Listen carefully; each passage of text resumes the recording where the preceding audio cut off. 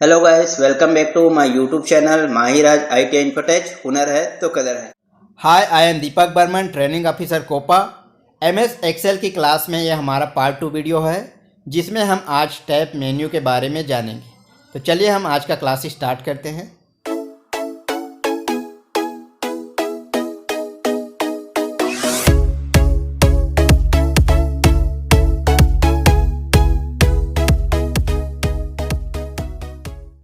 Microsoft Excel में tab क्या होते हैं, मेन्यू क्या होते हैं, इसे हम समझेंगे।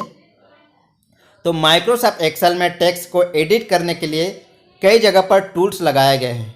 इन जगह को हम टैब्स कहते हैं। माइक्रोसॉफ्ट वर्ड में निम्नलिखित टैब्स होते हैं, जैसे कि आपका home tab, insert tab, page layout tab, formula tab, data tab, review tab, view tab. तो इत्यादि टैब्स माइक्रोसॉफ्ट एक्सेल में बनाए गए हैं, जो टेक्स्ट को एडिट और फॉर्मेटिंग करने के लिए उपयोग में लाए जाते हैं। एमएस एक्सेल का पहला टैब हमारा होम टैब है। एमएस एक्सेल के होम टैब को हम कीबोर्ड से Alt+H प्रेस करके भी एक्टिव कर सकते हैं। एमएस एक्सेल में बाय डिफ़ॉल्ट इसी टैब के बटन खुली रहती है। तो एमएस एक्सेल के होम टैब में 7 ग्रुप्स में बांटा गया है। देख सकते हैं यहाँ पर पहला, दूसरा, तीसरा, चौथा, पाँचवा, छठवा और ये 7 ग्रुप इस तरह से होम टैब में बांटे गए हैं। चलिए इसके बारे में विस्तार से समझते हैं। तो ग्रुप ऑफ होम टैब, इसमें 7 ग्रुप है। Clipboard group, font group, alignment group, number group, style group, cell group और एडिटिंग ग्रुप्स। तो हम पहला समझते हैं इसमें क्लिपबोर्ड के बारे में। क्लिपबोर्ड एक अस्थायी स्टोरेज होती है, जो हमारे द्वारा कट या कॉपी किए गए डेटा को टेम्पररी स्टोर करता है। जब तक हम डेटा को कहीं पेस्ट नहीं करते, तब तक डेटा एक्सेल के क्लिपबोर्ड में ही रहता है। इस ग्रुप में हम कट, कॉपी, पेस्ट व फॉर्मेट पेंटर के ऑप्शंस मिलते हैं। सेकेंड हमारा है फॉन्ट ग्रुप। तो फॉन्ट ग्रुप में उपलब्ध कमांड के जरिए हम डेटा की फॉर्मेटिंग करते हैं। इसमें हमें फॉन्ट का साइज, फॉन्ट का स्टाइल आदि को चेंज करने के लिए कमांड दी गई होती है। इन कमांड के द्वारा हम एमएस एक्सेल शीट को किसी भी डेटा को अपने हिसाब से फॉर्मेट कर सकते हैं। थर्ड ऑप्शन है अलाइनमेंट का। अलाइनमेंट ग्रुप में टेक्स्ट को लिखने के संबंधित कमांड होते हैं। इन कमांड के द्वारा हम सेल में लिखे गए टेक्स्ट को लेफ्ट, राइट या सेंटर अलाइनमेंट दे सकते हैं। यदि पूरे टेक्स्ट को एक ही सेल में देखना चाहते हैं तो हम इसके लिए व्रैप टेक्स्ट कमांड का उपयोग करते हैं।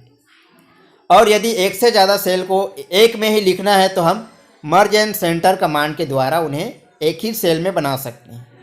इसके अलावा हम सेल डेटा का ओरिएंटेशन यानी पोजीशन भी बदल सकते हैं।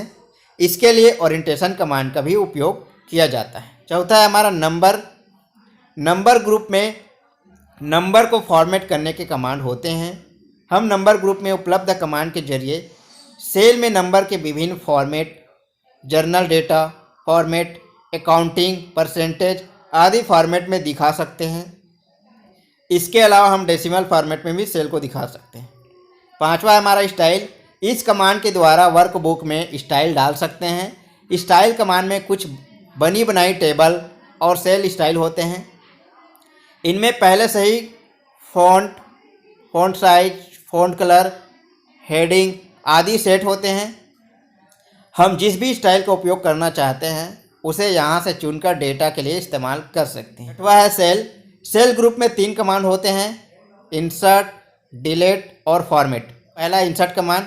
इंसर्ट कमांड का उपयोग एक्सेल शीट में रो, कॉलम और सीट और टेबल को इंसर्ट करने के लिए किया जाता है। दूसरा ऑप्शन है डिलीट कमांड। डिलीट कमांड का उपयोग एक्सेल शीट में रो, कॉलम और सीट और टेबल को डिलीट करने के लिए किया जाता है। तीसरा ऑप्शन है फॉर्मेट कमांड।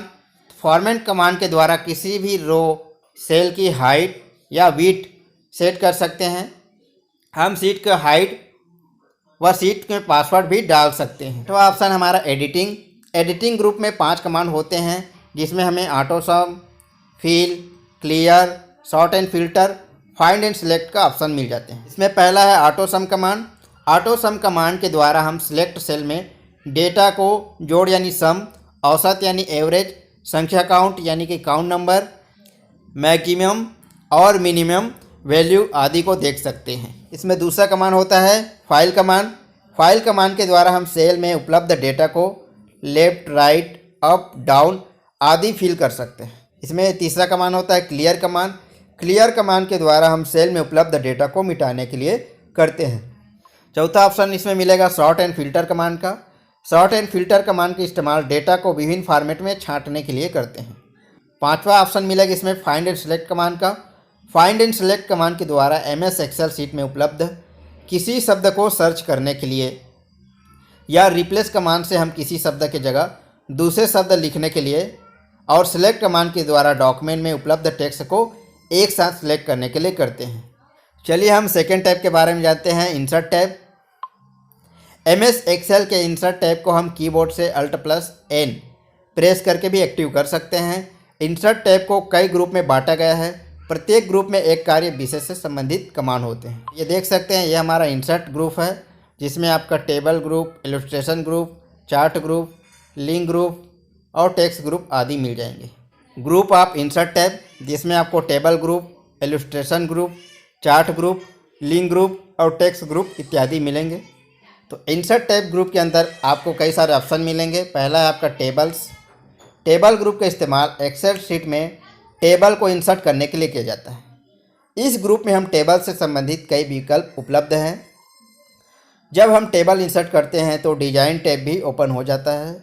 इस डिजाइन टैब में हम उपलब्ध कमांड के द्वारा टेबल को डिजाइन कर सकते हैं। दूसरा इसमें ऑप्शन मिलता है इलस्ट्रेशन का। इलस्ट्रेशन ग्रुप में उपलब्ध कमांड का इस्तेमाल एक्सेल शीट में ग्राफिक इंसर्ट करने के लिए किया जाता है। हम इसमें pictures, clip art, readymade shape, smart art आदि का उपयोग हम इस शीट में कर सकते हैं। तीसरा ऑप्शन इसे मिलेगा चार्ट का। चार्ट ग्रुप में उपलब्ध कमांड के द्वारा हम एक्सेल डेटा के विभिन्न चार्ट में कन्वर्ट कर सकते हैं। एक्सेल में हम पाई, बार, लाइन, स्केटर और भी इत्यादि प्रकार के चार्ट इंसर्ट कर सकते हैं। चौथा ऑप्शन है लिंक। लिंक ग्रुप में उपलब्ध कमांड के द्वारा हम एक्सेल शीट में लिंक इंसर्ट कर सकते हैं। तो ऑप्शन है टेक्स्ट। टेक्स्ट ग्रुप में उपलब्ध कमांड के द्वारा हम एक्सेल शीट में अलग अलग प्रकार के टेक्स्ट इंसर्ट कर सकते हैं।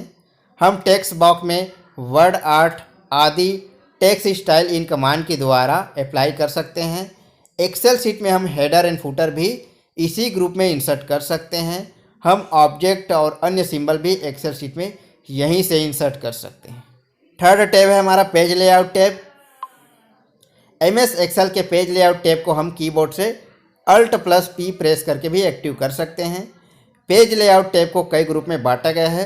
प्रत्येक ग्रुप में एक कार्य विशिष्ट संबंधित कमांड होते हैं। ये हमारा पेज ग्रुप है जिसमें आपको मिल जाएगा theme group, page setup, scale to fit, sheet option और अरेंज का option. Group of page layout tab में आपको इत्यादि ऑप्शन मिलेगा।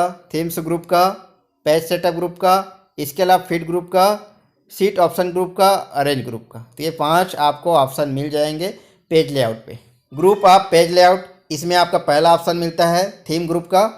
थीम ग्रुप में थीम्स को एक्सेल शीट में अप्लाई किया जाता है। एक्सेल में पहले से ही कई थीम होती है। प्रत्येक थीम में फ़ॉन्ट स्टाइल अलग अलग तरह के सेट रहते हैं। हम अपनी आवश्यकता अनुसार थीम का चुनाव या थीम को मॉडिफाई या न्यू थीम क्रिएट कर सकते हैं। दूसरा ऑप्शन है इसमें पेज सेटअप का। पेज सेटअप ग्रुप में एक्सेल डॉक्यूमेंट का पेज का मार्जिन, ओरिएंटेशन, साइज की सेटिंग से संबंधित कमांड होते हैं। इनके अलावा प्रिंट एरिया, पेज ब्रेक्स की सेटिंग भी इस ग्रुप में उपलब्ध कमांड के द्वारा की जाती है तथा शीट बैकग्राउंड भी यहीं से चेंज किया जा सकता है। तीसरा ऑप्शन इसे मिलेगा स्केल टू फिट। इस ग्रुप में उपलब्ध कमांड के द्वारा एक्सेल शीट को प्रिंट करने से संबंधित सेटिंग की जाती है। हम अपने हिसाब से शीट की उसकी विड्थ या उसकी हाइट सेट कर सकते हैं। हम जितनी एरिया को प्रिंट करना चाहते हैं उस हिसाब से शीट का सेटिंग भी कर सकते हैं। हम इसे ऑटोमेटिक भी सेट कर सकते हैं। ऑप्शन से मिलेगा आपका सीट ऑप्शन का। सीट ऑप्शन ग्रुप में 2 कमांड्स होते हैं। पहला होता है ग्रिड लाइंस का और दूसरा होता है हेडिंग का। तो पहला समझते हैं ग्रिड लाइंस का। ग्रिड लाइन का इस्तेमाल शीट में ग्रिड लाइन शो या हाइड करने के लिए किया जाता है। हम ग्रिड लाइन को प्रिंट भी कर सकते हैं। दूसरा ऑप्शन इसमें है हेडिंग्स। हेडिंग का इस्तेमाल सीट के हेडिंग को शो या हाइड करने के लिए किया जाता है।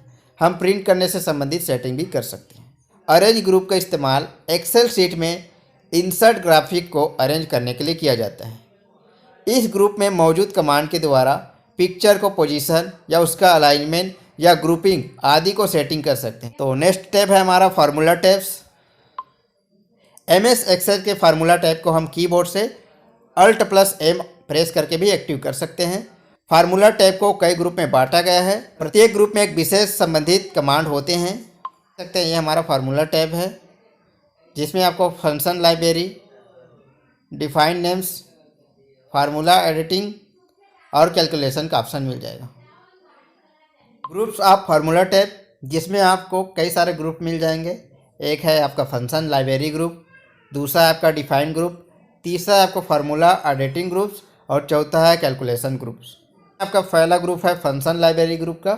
इस ग्रुप में एक्सेल फार्मूला को शामिल किया गया है। हम इस ग्रुप से auto sum, logical, math, entering, date and time आदि फार्मूला को एक्सेस कर सकते हैं। दूसरा ग्रुप होता है इसमें डिफाइन नेम्स। इस ग्रुप में उपलब्ध कमांड का उपयोग सेल के लिए किया जाता है। इसमें हम सेल का नाम दे सकते हैं, सेल का नाम एडिट कर सकते हैं और यदि हमने पहले से सेल नाम डिफाइन किया है तो उस सभी को इस ऑप्शन से देख भी सकते हैं। अगला ग्रुप ऑप्शन है फार्मूला एडिटिंग। इस ग्रुप में उपलब्ध कमांड का बहुत महत्वपूर्ण कार्य होता है। इस कमांड के द्वारा एक्सेल फार्मूला की ऑडिटिंग कर सकते हैं। इसमें आपका पहला ऑप्शन मिलता है ट्रेस प्रीसीडेंट का। ट्रेस प्रीसीडेंट हमें बताता है कि किन किन सेल में करेंट फार्मूला बेस पर आंसर आया है। दूसरा ऑप्शन से मिलेगा ट्रेस डिपेंडेंट। ट्रेस डिपेंडेंट की सिलेक्टेड सेल का किन किन रो से इफेक्ट पड़ा है ये बताता है। तीसरा ऑप्शन मिलेगा इसमें शो फार्मूला। शो फार्मूला से हम सीट में यूज होने वाले फार्मूला को देख सकते हैं। चौथा ऑप्शन है इसमें एरर चेकिंग। एरर चेकिंग के द्वारा हम फार्मूला में एरर का पता लगा सकते हैं। पांचवा ऑप्शन इसे मिलेगा एवोल्यूट फार्मूला। एवोल्यूट फार्मूला के द्वारा हम किसी भी फार्मूला को स्टेप बाय स्टेप मूल्यांकन कर सकते हैं। तो चौथा ग्रुप है हमारा कैलकुलेशन। इस ग्रुप में उपलब्ध कमांड के द्वारा कैलकुलेशन को नियंत्रित किया जाता है। हम कैलकुलेशन ऑप्शन के द्वारा ऑटोमेटिकली टू मैनुअली और मैनुअली टू ऑटोमेटिकली कैलकुलेशन को सेट कर सकते हैं। यदि ऑटोमेटिकली टू कैलकुलेशन बंद हो तो हम कैलकुलेट न्यू और कैलकुलेट शीट कमांड द्वारा कैलकुलेशन कर सकते हैं। नेक्स्ट टैब है इसमें डेटा टैब। MS एक्सेल के डेटा टैब को हम कीबोर्ड से Alt+A प्रेस करके भी एक्टिव कर सकते हैं। एक्सेल के डेटा टैब का मुख्य उपयोग डेटा को मैनेज करने के लिए किया जाता है। डेटा टाइप को कई ग्रुप में बांटा गया है और प्रत्येक ग्रुप में एक विशेष कार्य से संबंधित कमांड हो। ये हमारा डेटा टाइप है, जिसमें आपका get, external data, connection, sort and filter, data tool और आउटलाइन इत्यादि का ऑप्शन मिल जाएगा। तो ग्रुप ऑफ डेटा टाइप में आपको gate external data group, connection group, sort and filter group, data tool group और आउटलाइन ग्रुप का ऑप्शंस मिल जाएंगे। गेट एक्सटर्नल डेटा, इस ग्रुप में उपलब्ध कमांड का उपयोग MS एक्सेल में बाहरी सोर्स से डेटा इंपोर्ट करने के लिए किया जाता है। हम MS एक्सेस, वेब, टेक्स्ट और अन्य सोर्स जैसे कि SQL डेटाबेस आदि से डेटा को हम इंपोर्ट कर सकते हैं। सेकेंड ग्रुप ऑप्शन मिलता है कनेक्शन का। इस ग्रुप का इस्तेमाल वर्कबुक में उपलब्ध डेटा को सभी कनेक्शन को देखने के लिए किया जाता है।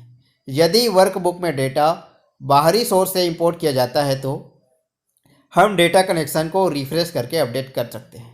तीसरा ग्रुप ऑप्शन है सॉर्ट एंड फिल्टर का। इस ग्रुप में उपलब्ध कमांड के द्वारा वर्कबुक में उपलब्ध डेटा को छांटा जा सकता है। हम डेटा को असेंडिंग व डिसेंडिंग ऑर्डर तथा एडवांस फिल्टर द्वारा अलग अलग कैटेगरी में छांट सकते हैं। नेक्स्ट ग्रुप ऑप्शन मिलता है आपका डेटा टूल का। यह ग्रुप बहुत ही महत्वपूर्ण होता है। इस ग्रुप में उपलब्ध कमांड के द्वारा डेटा को रिपोर्ट इंटरेक्टिव बना सकते हैं, डेटा को कॉलम में डिवाइड कर सकते हैं तथा डेटा को वैलिडेट भी कर सकते हैं। नेक्स्ट ग्रुप ऑप्शन मिलता है आउटलाइन का। यह ग्रुप भी बहुत ही महत्वपूर्ण होता है। इस ग्रुप में उपलब्ध कमांड के द्वारा रो और कॉलम को एक ग्रुप में जोड़ सकते हैं, उनका टोटल, सब टोटल कर सकते हैं तथा अतिरिक्त जानकारी को हम हाइड या शो भी कर सकते हैं। MS एक्सेल का पार्ट 2 का वीडियो यहीं पर समाप्त होता है। हम थर्ड पार्ट में रिव्यू टैब, व्यू टैब, इसके अलावा अन्य ऑप्शन को भी समझेंगे। तो आई होप आपको वीडियो समझ में आया होगा। वीडियो अच्छा लगा हो तो लाइक ज़रूर करिए